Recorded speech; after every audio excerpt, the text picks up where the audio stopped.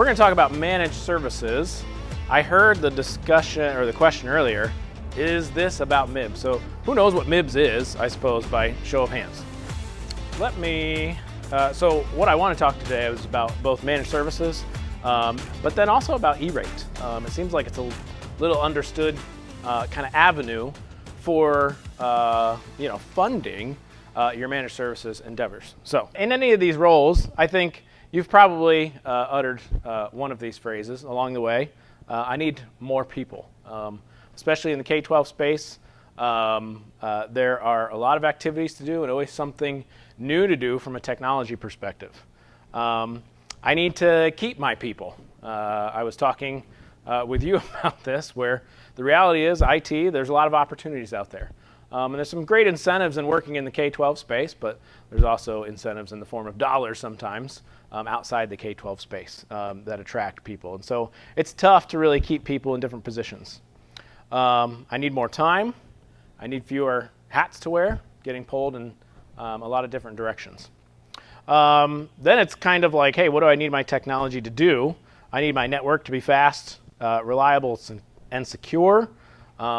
I need to get ahead of issues. Every year, seems like we get some kind of call about some network down, and it's in the middle of I-step testing, which is obviously a crisis at that point to get through. And then I'll jump down to the last one here, just I need more security. Especially with cybersecurity insurance, I've seen more and more requests around, it used to be just a firewall, then endpoint security, maybe email security, but the list of security things and making sure you're in compliance continues to grow from there. So, I have bad news, unfortunately. Don't worry, we'll get to the good news in a little bit. But right now we're going to stay in the bad news portion. IT capabilities are not decreasing. You guys know this. They're increasing. IT used to change every few years. I remember feeling this particularly hit home. I got my CCNP. There's like 4 certifications in the Cisco track. I got the 3rd one. That's getting pretty high up there. And then I went to a seminar literally the next week, and they kind of upended the foundations, if you will, of what I had learned. And I was like, come on, I just want to rest on my laurels for a little while, knowing what I know. Now, it's not even every few years. Every few months, it seems like there's new capabilities to understand. Vulnerabilities. This is a big one. I talk to our customers a lot about updating your software and how that has to be on some kind of cadence. It didn't used to be that way, but now reputable companies, Microsoft, we work with Cisco, will tell you the vulnerabilities that are in their systems. Well, while they're telling you those vulnerabilities, they're telling the bad guys those vulnerabilities. And security researchers who have honeypots out on the internet will start to see those attacks spike, right? I might have seen 1 or 2 of that style of attack trying to exploit those published vulnerabilities, a couple at a time. Well, as soon as they get published, all of a sudden we're seeing hundreds of exploits against those. So it's always a race to see like who can get things patched before they're actually leveraged from a malware perspective to try and attack those vulnerabilities. Endpoints. Used to be something that sat on a desk. Now everything's wireless. How many am I holding right now? I've got my phone, I've got my laptop, I've got my watch. All right, I've got 3 devices that are online. I'm sure some of you are similar. An explosion of growth there, not to mention the different sensors that we're starting to add from a physical perspective. Vape sensors, do you guys have in your buildings? Seeing more and more of those, right? Cameras, endpoints, used to be hundreds, now it's thousands. Outages used to be an inconvenience, but now it really is a crisis. I mean, I didn't understand that until we had an outage. This is probably going back 7 years ago at our office, and I was like, okay, well, I guess everybody's going home, because what can I actually do to get work done if we have an outage? We used to support 1 or more buildings. This still feels somewhat true to me, but you guys can tell me I'm wrong. In the K-12 space, more so than like my commercial market customers, which very much are work from home a lot. You guys still have physical presence in the buildings quite a bit. But I imagine teachers, especially staff, are expecting to be able to do their work, unfortunately, after hours, right? Let alone you guys, from kind of wherever they are. How many of you network administrator technicians are actually keeping tabs on your environment this morning? Yeah. I'm literally doing account changes right now. Thank you for your attention, Charles. But I mean, it's a reality, right? Like, there's continuous feed. We got to get stuff done, and so that's the reality. And then I put two little letters at the bottom that should inspire and strike fear into everyone in the room, and that is AI. There's incredible opportunity. I don't have to tell you guys. Within the AI space, there's also incredible opportunity for misuse and abuse in that space as well. But whatever it brings, it's going to bring a lot more to our plates on the IT side of the house to manage. So, yikes. I'll just say yikes. Now, I will say, you know, the good guys are trying to leverage it as well. But there are new conversations that need to be had in the security space in regards to that. So that was the get ready. I have a theme here, so I want to point out. That was the get ready. Now we're going to talk about getting ahead. And I don't have anything mind-blowing here, honestly. But sometimes just taking care of the foundations is the most important thing to start with. So I talk about building a great network, using industry-leading equipment. Thanks to E-Rate, I will say, the majority of you are in this space, right, where it's not something we went down to Best Buy and purchased or something like that, but some kind of enterprise-grade capable equipment. Making it robust and resilient because our designs and our architectures in building out our network have to be such that we're doing capacity planning, that we're doing future planning, and making sure we have redundancy in place that keeps the lights on, so to speak. Set it up following proven standards. There are a lot of K-12s. Now each of you has your uniquenesses, I would say, but there's also a lot of commonality. And so best practices are there and available to leverage and follow when we think about how we set these things up and configure them. And then performing software upgrades at least annually, I'm going to say, right? I think that would put you in a leading category of how often software updates are performed, especially on infrastructure. We think about it on the endpoint side, where a lot of times there's either some kind of MDM software that will activate it, or it's just built into the software itself to automatically update. But there are a lot more endpoints on our network, as we talked about, including our infrastructure devices themselves that have those published vulnerabilities and should be updated. I'll say at least annually. Providing great security. A number of things we can do here. I can't say that they're all covered by E-Rate. How many of you have heard of the cybersecurity pilot program that's closely related to E-Rate? Awesome. So hopefully that's a step in the right direction for our country. I've been advocating for this as much as I can, probably for the better part of 5 years, because it just seems silly to me that some of these necessary security controls are not part of our current funding. But we're slowly getting there. So yes, you absolutely must have them. I cannot help you pay for that. So things like using industry-leading threat intelligence, I won't go through all of these, verifying user credentials, MFA, that sort of thing, and endpoint protection for visibility and control become important. I scratched off great connection, even though I think that's important, because that really doesn't show up in E-Rate at all, so we'll skip that for today's presentation. Following standards, I talked about this a little bit from a design perspective, but a couple other things I'll highlight. Configurations. I see this all the time, especially when we get brought in to do a network refresh of some kind. There's always drift, right? Day one, you set something up, it looks right, but then over the years, different things get changed in the configuration, and eventually that is out of our standard, our compliance offering. That happens very quickly. So part of that is following those standards is having some kind of change control process when you're making edits to the infrastructure. A couple things, monitor performance, and then, which I think is self-explanatory, just having some kind of software that keeps tabs on things. And then hopefully that allows you to focus your team. So one of the things that we've come up with is a twice yearly, biannual strategy session. Charles and I went through this actually not that long ago. neither of us can remember exactly what day, but within the past month, just to take a step back and say, hey, over the next 6 months, what are our high care abouts? I imagine you have some of these functions within your team. Sometimes they're a little more ad hoc than actually scheduled. So of course, it's hard to fit those in all the time. The other challenge I see is just providing your team with training on the latest technologies. Again, things change very quickly. So conferences like this are phenomenal. Who's here for their first time, maybe? Okay, a few of you. Everybody else is a veteran at this point, a couple of years. So hopefully you get a lot of value out of this week just in evaluating technology and trying to understand what's available to you.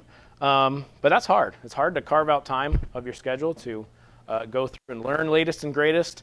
And it's one thing to be able to recognize what's latest and greatest. A whole another thing to be able to operationalize it in some capacity. And so part of your time management, no secret here, would be to automate, or I'll offer, outsource some of those kind of just tasks that have to get done that maybe are not unique to your infrastructure, like software updates or something like that, but are necessary to be performed. I was going to say next slide, but I guess that's me. All right. So get ready, get ahead, and then get NSI Advanced. So we've put together a package that does a lot of those things that I listed on the other side. Now, obviously, I'm here from NSI, Network Solutions. I will say we just won an award for the SLED Partner of the Year for the Midwest that I'm very proud of. So I like to think we do a pretty good job, and it sounds like other people think we do a pretty good job.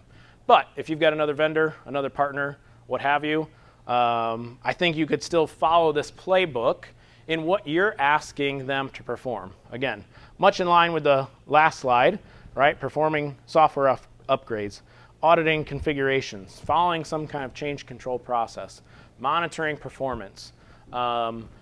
Fundamentals, I don't know exactly what AI will look like, but that means we need to get really good at the fundamentals of network infrastructure today. All right, now what you probably care about, the money part of it, right? Because all of this sounds great, but I need to be able to pay for it. Who would say they're familiar with the E-rate program and could describe it? All right, good. I wasn't sure if this would be redundant information. I have personally responded to probably 400 E-rate RFPs over the past 5+ years. Thankfully, I've somewhat gotten out of that business now. I have a team for that. But this is very familiar to me. So E-rate funding, it was 1996. Congress passed approval to basically pay for infrastructure, for connectivity for schools and libraries. So who gets E-rate funding? And that program has been in place for a long time now, since 1996. Who gets E-rate funding? Elementary schools, what they refer to as secondary schools, so the universities that we support. This is not a conversation I have with them. But anything, K-12 here is what we're covering. Libraries, and I usually work with our county libraries, but there's also a lot of other definitions here as well. And I put this up here because even though I've responded to this many E-rates, and I wasn't sure how much familiarity you guys would have, this is the official documentation. It comes from a document called the Eligible Services List that identifies, you can see, we're looking at USC 7801 code, right? Okay, so now we're into legal mumbo jumbo. But the point is, this is not hearsay, that's the actual list. So good news, if you're at a K-12, you get E-rate funding. What gets E-rate funding? Now, there are broadly two categories here. Category 1 is internet services. And so you'll work with your service providers in this space, often to purchase your internet service, be it a 1, 5, 10, 20+ gig internet circuit, right? You can get funding to pay for that. Some of our, not all of our schools are in one location. We have to connect out to them. So you can also, under Category 1, get assistance paying for the connection out to your other schools. And they have kind of two categories here. One is applicant-owned, So I worked with some schools. I think a couple of you are those schools that have built your own infrastructure, fiber down the road to actually connect your schools together. All the switches and infrastructure and everything that goes with that, you can pay for that with E-rate funds. You could also go to Comcast or ENA or whomever and say, do you have lines in the ground already? And I could just use your circuit. Yes, leased line. Good. We're covered there. Category 2 is where we at NSI tend to play more, because this is all about your internal connections. And I'll get to a list of equipment later, but all your infrastructure within your building is really what we're covering here. You can also cover the cost of basic maintenance, so that service contract that goes with it. So if something breaks or you need technical assistance or something, the service contract is paid for. And then this one that I think is less familiar to the majority of people is referred to as MIBS, so Managed Internal Broadband Services. And again, I pulled up the actual legal definition here so we could get a clear understanding of it. When we think of managed services, a lot of people are like, okay, what does that mean? What does it look like? The definition is actually very broad, which is great news for you guys, right? Because you get to some extent, write what you're looking for in that service.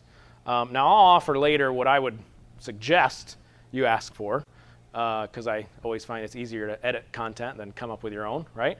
But it's pretty broad. The actual definition, and I'm sure it's hard in the back, but says, for the operation, management, and monitoring of those eligible connections. Whatever you can stuff into those words, operation, management, and monitoring, is permitted under E-rate guidelines. So let's dive in to a little bit more about those internal broadband connections. What are those? So we have, again, from the eligible services list, there's a whole bunch of things here. Antennas, cabling, caching. Okay, I think the big ticket items that you guys will care about are firewalls, routers, switches, a UPS, a wireless controller, and then access points. So any of those devices, the operation, management, and monitoring of is a covered service under E-rate guidelines. And again, there's some little nitty-gritty things in here, but those get to be corner cases that we don't need to worry about so much. So as I looked at that, I was like, wow, that's pretty open-ended. Honestly, I kind of wonder if somebody's abusing that program to some extent. If there's fewer guidelines, right, more people will find ways to leverage it. Well, apparently not. Because we gathered data, this was given to me by our Cisco colleagues, that shows the amount of money, the requests that are in each one of these categories. So this says, that's our basic maintenance at the top. We had 2,000 requests there. Data transmission or internet access, that's our category 1, ISP service, leased lines, that sort of thing, 35,000 there. Internal connections, 14,000 there. And then MIBS down here at the bottom, about 3,000. So not very many. And the dollars is really what kind of staggered me. Across the whole E-rate program, we're just under $4.4 billion for the U.S. last year. This is funding year 23. 4.4 billion, just under 80 million, was actually allocated for that MIBS. So it feels like a little secret to me over there that, hey, you can actually leverage some of this. I'm sorry? So that's on an 80-20 scale. As far as like funding comes back, these are the approved rates. So I think that's the 80%. But that 80-20 actually varies from school to school. Some people are 90-10, some people are 60-40. So these are the approved dollars, which I think takes into account the whole amount. But good question. It might be a little bit off, but to me, the order of magnitude here between billions versus 80 million is pretty staggering. Go ahead. So maybe I'm jumping the gun, so I apologize, but according to one of our local vendors, there's a difference in what they can do under MIBs and what they can't do under MIBs. And what they can do is like the basic setup, but what they can't, what doesn't qualify in Yeah. category 2 is like triage or like service calls out to help fix things that get broken. Yeah. No, I would disagree with them. That is part of the management aspect and the operation is returning something to operation. And that's partially why I went to the actual eligible services list to get the legal definition of what is covered. So I would disagree with them that that's absolutely part of the coverage. The other thing I'll say is you can work with your consultant, and a lot of times they have access to prior approvals. And so by that I mean you can look at the language that was asked for previously and see what has been approved. Again, because it's kind of open-ended, you could start to maybe look at something. I don't know. I want you to, I'm going to come up with something way over here. I want you to have these RGB lights set to blue as a service for me, right? That's probably not going to get approved in this case. But there is a history and a track record, even though it's small, $80 million worth of items that have been approved in the past. So you could absolutely work with your E-rate consultant on getting those things. And I will say, we've had several customers that we've supported over the past 5 years now in this capacity. That absolutely, that's part of the service. So, yeah. Sorry, I know that puts you in between, but that's all I can offer at this point. Jeremy, one of the things that I would offer is that part of, if you read the language around this on the USAC.org website, Yep. on why it became available, because one of the greatest needs in this arena of schools, libraries, and education is, like, if you ask anybody, they'll say, my greatest need is manpower. I don't have enough qualified help. I don't, and it all comes down to manpower.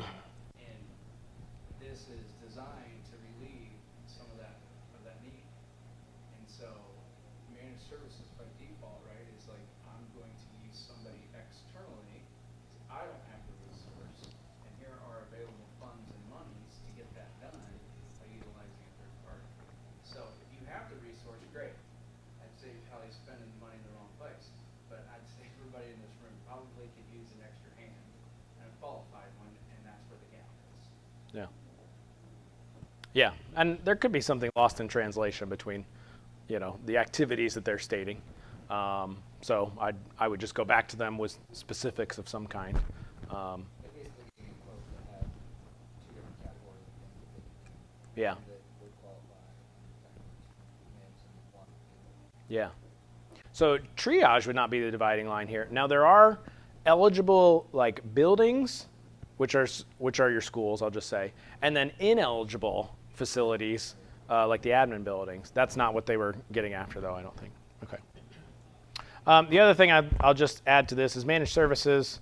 I've seen studies that the commercial side of the house or of the industry, right, is looking at upwards of 50%, right? In the IT industry, we don't have enough people in the workforce as a whole, right? And this has been true for a long time. And so, there's a shift going on where basically, as a company, we're trying to get super efficient about doing different activities. And rather than, if you do something one time, you got to go figure it out and research it and that sort of thing. And so a way that we can help our overall workforce is just by having these activities that are kind of repeatable get shifted over to, people that spend time being very efficient in it. So right now we're at 2%. I don't know if that'll be the same for K-12, but there's a target of 50% there that we'll see if that comes to fruition. All right. Next piece is example costs. Because the other concern that I have with funding this through E-rate is just that you guys have a limited amount, right? Every 5 years, you're given a bucket of money that says, hey, whatever you need, here's how much we're willing to allocate towards you. And we have all the hardware side of things to work on. So can we fit the services side of things into that budget is the next question. All right, well, this is, what's the phrase? Not bait and switch. I'm not going to give you the actual cost, sorry. I can't have my competitors getting a hold of this information necessarily. What I did want to offer, though, was I looked at some of our equipment that we would normally quote, firewalls, Firepower 3110, very common firewall for us at this point, like 10 gigs of throughput, right? So that's a lot of times what districts are looking for. I'll say roughly. 5 core switches. I normally have a conversation around 9500 24Y4Cs. That's the switch we quote. Edge switches, 50 of them, and then 250 access points with a wireless controller. So I took the price that is advertised. I took the after discount. I don't know if you guys are familiar with QPA, but it's state negotiated pricing. So we're guaranteed to give you X amount of discount when purchasing these, so you don't have to go out to bid all the time and make sure you're getting a good price. So leveraging that, then I compared basically what the true cost of this stuff is versus our managed service package for 5 years. So you could look at that for a shorter period of time, 1 year, 3 year, 5 year, what have you. But thinking of the E-rate cycles, I thought, let's look at 5 years. So you could buy this firewall for another 33%. Say it's $100,000 for the firewall.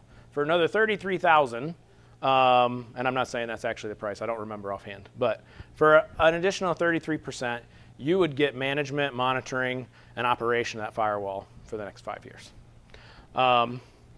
Maybe that fits in because that is a target, certainly firewalls, to make sure those are very consistently maintained. Maybe that's a bit much. Looking at the core switches, it's another 16% to add on, I'll say, managed services for 5 years. 13% I came up with the edge switches, and 18% for the WLC. So there's certainly additional cost that goes in there. You guys are the only ones that can tell me if that fits right into your budgets or not. I feel like that is manageable to some extent to figure out getting these things kind of off of your plates and freeing up your time to work on other aspects than the infrastructure itself. All right. Next piece here. So I tried to tease out, okay, exactly what are we talking about when it comes to management, monitoring, and operation of an infrastructure network. So I offer these not necessarily as bullet points that you should definitely put on an RFP, but as examples to get you thinking of the activities that you're looking for. And it will be no surprise to you that these are a lot of the bullet points that come from our service. That's my experience, so that's what I can offer. Management should include the ability for the organization to co-manage the environment. As much as I love being the engineer with hands on the keys, it's your environment. So in some managed services agreements, you will find that you're kind of locked out and put on the side end. I think that's happening less often, but it's kind of item number 0, if you will, in any of these agreements. As the owner of the environment, you absolutely want to be able to co-manage and make changes when you feel like it's necessary. Should include an initial gap analysis. Again, some vendors will take what you got and run with it. We have a different approach, and I think it's the right approach in that we have a set of standards that we want your environment to adhere to. That's how we found things operate best. And so as part of our onboarding process, we're going to go through this gap analysis to identify here's where the environment's at. No judgment, right? Everything grows organically and is there for a certain reason. But I'm going to take a moment to evaluate that against our best practices. It doesn't mean we're going to make a ton of changes day one, but we will probably have a roadmap to move the environment towards our set of best practices. And normally, that's non-intrusive. I'm not talking about re-IPing a bunch of different things that requires a lot of effort from you guys. It's about securing the environment and make sure it's operating from a place. I think I have it on the next slide. I talk about logging. Logging is something that gets missed a lot of time, and I promise if you have any kind of security event, you'll absolutely want those logs. And so looking forward to what could occur and making sure your environment's ready to go is part of that as well. It should include defined escalation, contacts, and procedures. Again, we're co-managing this environment, so when something goes wrong, I need to know who to talk to and when to talk to you. And you know, some things get assumed along the way, and so it's very good to have that kind of communication plan structured. Again, this is under the management category. Like, how are we going to manage this environment and work together? Ticket priority classification. If you're to look at one of our scopes of work, this is our ticket classification. So a P1, priority 1, we have definitions for priority 2, 3, 4, and then their typical alerting that goes with it, right? So 24 hours a day, 7 days a week, 365 days a year. If there is a major outage to what we refer to as production, you are getting alerted, we are getting alerted, certainly. If there's a major inconvenience, but we have a workaround for it, we'll contact you the next day, right? Because for now, like, the environment's working, it's online, maybe you have 2 firewalls and one of them went down or something like that. Okay, we've got a workaround for it.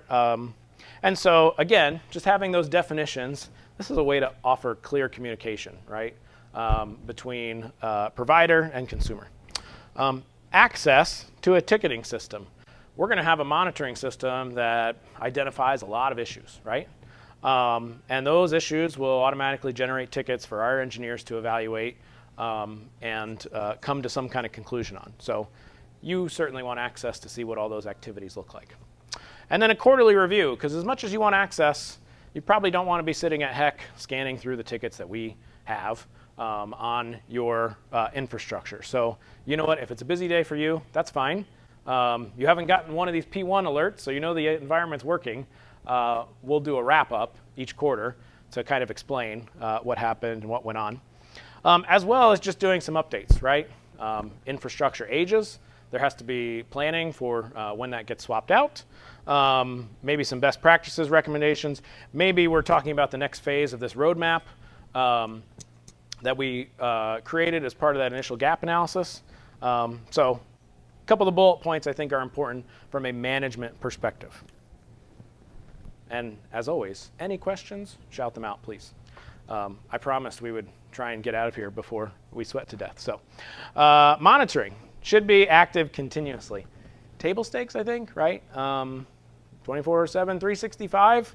But I always want to avoid making the wrong assumption and missing something.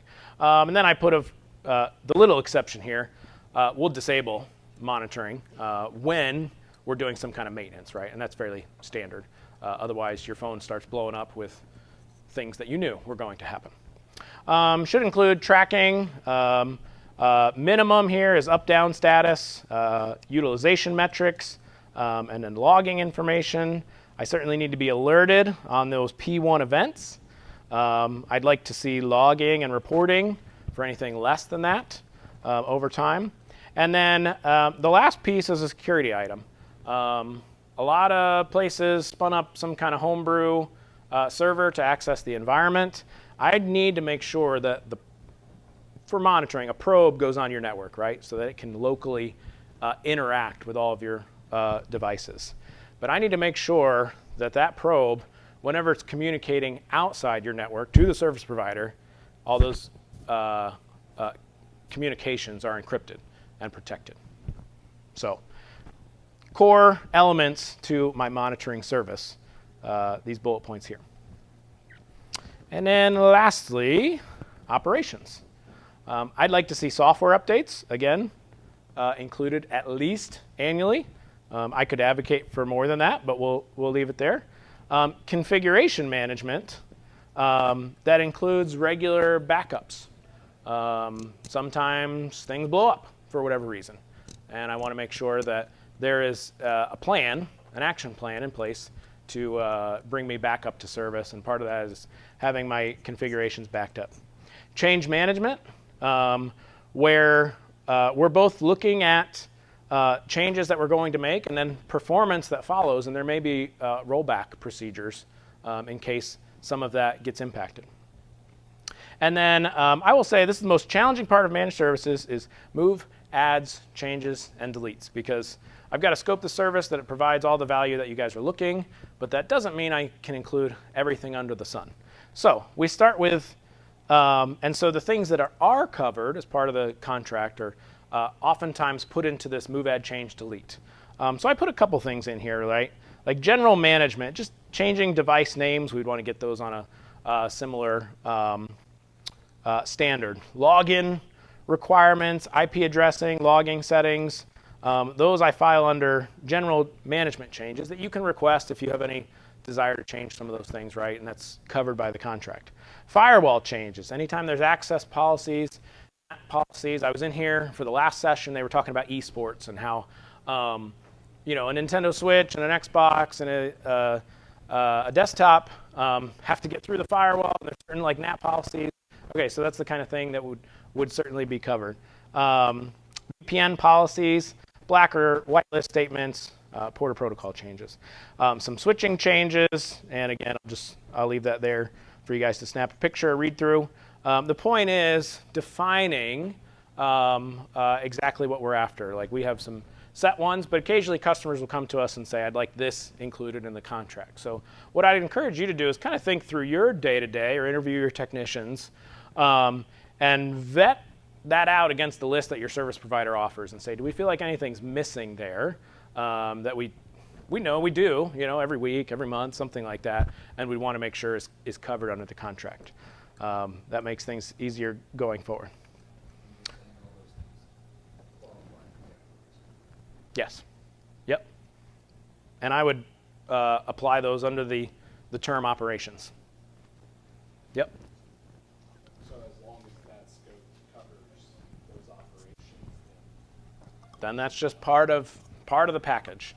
Now, and what I'm trying to separate is there are enhancements to the environment that sometimes get requested by our customers that are out of scope from the management. The management piece is meant to keep things operating, right? And so, and that is where some of those things could be deemed outside of Category 2 funding. So it's meant to maintain connectivity. And I think all the things we've listed here, again, pass that inspection for permitted for Category 2. What I would say for you guys is just to think through that list and make sure that we have the same list from your perspective. Good deal? All right. Last piece, a couple considerations here. Sometimes managed services gets deemed as intended to replace your staff. I think I've said it enough times, but there's just a workforce shortage in IT. And so I am not aware of any managed service deal we've ever done that resulted in an employee being laid off or something like that. Because there's just a lot to do. And so I would not consider this as a replacement for your staff or something like that. It is to augment the staff that you have to free them up to be able to do the more specific thing to your district. Second consideration, doesn't have to be all or nothing. Again, maybe your staff is really great at wireless and like they're super efficient. You don't feel like handing it off to somebody else is really going to get you any better outcome or free them up to do that much more, right? Well, then think about the firewall side of things. Or maybe you have a really great security engineer, leave them in charge of the firewall. Think about the wireless side or the switching side. It does not have to be all or nothing. It can be specific to what you feel like would help your organization. Last thing I'll say is it doesn't have to be 5 years. I know I gave that as an example from a cost perspective, but you could certainly do shorter time periods, 3 years, 1 year, I think is the minimum. And so you can also ask for options to extend within that initial contract. I've certainly seen that on RFPs before. All right. Last piece, how to file. We kind of talked about this already, but again, Category 2, your internal connections, that's your switches, your APs, your firewalls, etc. Category 2, the basic maintenance. A little note, this does have to be 12 months. Those are the funding years as far as E-rate's concerned. So 7/1 to 6/30. And I meant to update this date, but obviously we're thinking forward into 2025 to 2026 for this next coming year. And then your services, your managed services, you can put in category 2 MIBs. So what I would say is include the list of products that you're looking for management of. Maybe that list of products is what you're actually trying to purchase in this category 2 internal connection section. But maybe you have existing products that you'd also like to see covered as part of that service. And last little piece is include an RFP, please.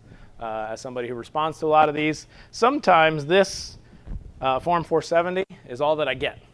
And that just leaves me making a few assumptions right along the way. We try to ask questions back and forth, but an RFP, a separate document, Word document, PDF, right, that kind of outlines exactly what you guys are looking for, goes a long way, and I think in making sure you get what you're after. All right, last little footnote. In this one, I talked about getting your hardware where you guys own the equipment. My experience thus far, the majority of schools want to own their own infrastructure equipment. So that comes through category 2 internal connections. However, I have seen some where schools just want to lease the equipment. I guess lease is the right way to say it. Basically, the service provider owns it, and at the end of the agreement, there's either some kind of buyout deal that's available, or it just kind of comes back to the service provider, right? And so that is a model where I think you're more perpetually on a lease, but especially in libraries, I think that's attractive to them, right? They don't want to manage any of this. So you can request hardware under MIBS heading as well. And in that case, you just file everything